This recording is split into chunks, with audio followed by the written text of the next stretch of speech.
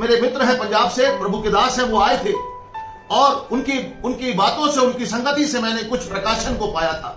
तो वो मैं आपको बताना चाहता हूं। यहां पर एक परिवार था, वो दुष्ट आत्मा से ग्रसित था। लड़की थी, बच्ची थी 15-16 साल की। वो दुष्ट आत्माओं से कई वर्षों से ग्रसित थी। हम प्रार्थना करते थे, दुष्ट आत्मा निकल जाती थी, लेकिन वो फिर से वापस आ जाती थी दुष्ट आत्मा। और मैं बहुत परेशान था इस बात को लेकर कि ऐसा क्यों हो रहा है। मुझे कुछ रास्ता नहीं सूझ रहा था। लेकिन अचानक एक दिन वो प्रभु के दास पंजाब से आए मेरे पास और मेरे साथ रहे। मैंने उन्हें चर्च भी लेकर के गया, वहां पर उन्होंने मीटिंग ली और फिर मैं उस परिवार में उनको लेकर के गया।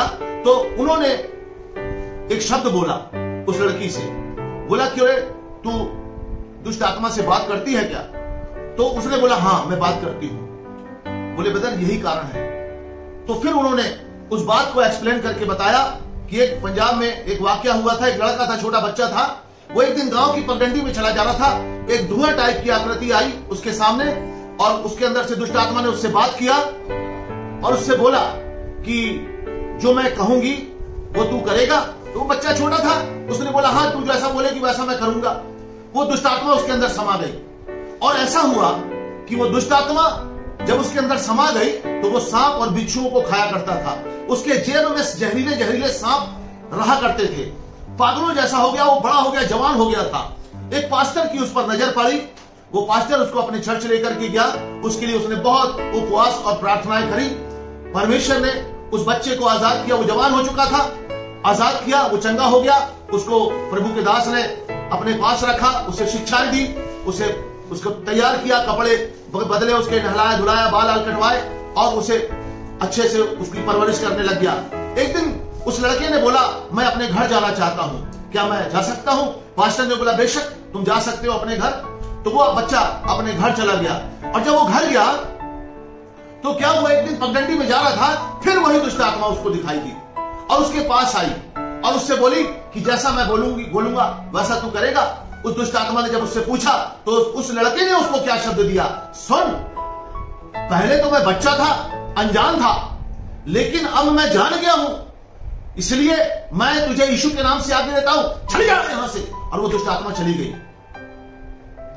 और जब वो ये बात उस लड़की को बताया गया, ये वाकया उस लड़की को बताया गया, तो वो लड़की क्या बोलती है, बोले भैया वो दुष्ट आत्मा रात को 3 बजे आती है और मुझसे वो बात करती है, तो मैं भी उससे बात करने लगती हूं और वो क्या करती है, मेरे अंदर आ जाती है और फिर मेरी हालत खराब हो जाती है। तो मेरे कहने का मतलब यह है कि यदि आप उसे डांट के भगा देंगे, उससे बात नहीं करेंगे। आप देखना यीशु किसी दुष्ट आत्मा से बात नहीं किया। यीशु से बात करती थी कि तू ऐसा कर दिया, तू अभी से आ गया। वो बोलता था निकल जा यीशु के नाम से। उन्होंने बोला झूठों के झुंड में भेज दो, उन्हें चले जा यीशु के नाम, चली जा सूरों के झुंड में, और वो चली जाती थी। यीशु बात नहीं करता था दुष्ट आत्माओं से।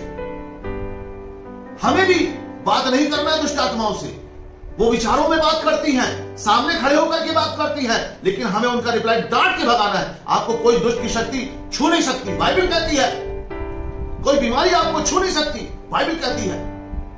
ये विश्वास आपको करना है। जब आप ऐसा जीवन जिएंगे, अधिकार का उपयोग करेंगे, परमेश्वर के वचन पर विश्वास रखेंगे कि प्रभु यीशु मसीह ने मुझे अधिकार दिया है और स्वर्ग और पृथ्वी का सारा अधिकार यीशु को दिया गया है। स्वर्ग और पृथ्वी का अधिकार क्या है? बहुत सारे अधिकार हैं। पूरी पृथ्वी पर आपको अधिकार है। जैसा बोलोगे, जैसा चाहोगे वैसा हो जाएगा। मैंने यशायाह 28:2 पढ़ाया। पवित्र आत्मा हमारे अंदर है। परमेश्वर ने क्या किया? परमेश्वर ने बोला और हो गया। सृष्टि का निर्माण हुआ। यीशु बोलता था वैसा हो जाता था। चेले बोलते थे वैसा हो जाता था। ये करने वाला कौन था? परमेश्वर का आत्मा। निर्माण करने वाला कौन था? परमेश्वर का आत्मा। आप भी अगर कुछ बात को निर्माण करना चाहते हैं, आप परमेश्वर की आत्मा से भरकर बोल दीजिए, निर्माण हो जाएगा। आपको अपने अधिकारों का उपयोग करना आना चाहिए। आज से आप आज्ञा देना शुरू कर दें। दर्द है, आज्ञा दे, दर्द यीशु के नाम से मैं तुझे आज्ञा देता हूं, निकल जा मेरे शरीर को छोड़कर, फलाने अंग को छोड़कर चला जा यीशु के नाम से। मैं तुझे एक्सेप्ट नहीं करता। यीशु ने मुझे चंगा कर चुका है। गलातियों 3:13 के अनुसार यीशु मेरे लिए श्रापित बना और मुझे इस दर्द के श्राप से छुड़ा लिया है, इस बीमारी के श्राप से छुड़ा लिया है। इसलिए है बीमारी, तेरा मेरे शरीर पर कोई अधिकार नहीं। मैं तुझे एक्सेप्ट नहीं करता। निकल निकल निकल निकल निकल निकल निकल निकल निकल, छोड़ छोड़ छोड़ छोड़, बोलते रहे, अटैक करते रहे। प्यार से नहीं बोले। प्यार से बोलेंगे तो मैंने एक बार आपको बताया था, स्मिथ विगल्सवर्थ का उदाहरण, वो कुत्ता आ गया, मालकिन उसकी जा रही थी, वो कुत्ते को बोले जाओ जाओ टॉमी जाओ जाओ, गो टॉमी। तो टॉमी उतना ही उनसे लड़ जा रहा था, वो बड़े प्यार से बोल रही थी। मगर जब उन्होंने जब बस आ गई और देखा कि अब ये छोड़ ही नहीं रहा है, उन्होंने बड़ी जोर से डांटा, टॉमी गो। तो टॉमी दुम दबा करके एकदम बहुत तेजी से भागा, काय करता हुआ। ये शैतान, ये बीमारी, ये दुष्ट आत्माएं कुत्ते की जात है, इन्हें जोर से डांट करके भगाएं तो दुम दबा करके भाग जाएंगे। अपने अधिकारों का उपयोग करें, कहीं भटकने की जरूरत नहीं है। सामर्थी प्रार्थना मैंने कराई, वो बुक जो मैंने लिखी है वो बुक भी मैंने आपको बताया है। आप उस बुक के अनुसार प्रार्थना कर सकते हैं, छुटकारा पा सकते हैं। ईश्वर को कैसे टेस्ट करें, ईश्वर को कैसे टेस्ट करें, बुक जो है मैंने लिखी है। और ये बुक 16,000 बुक छप चुकी है आज तक, और इसमें से 14,500 बुक बिक चुकी है।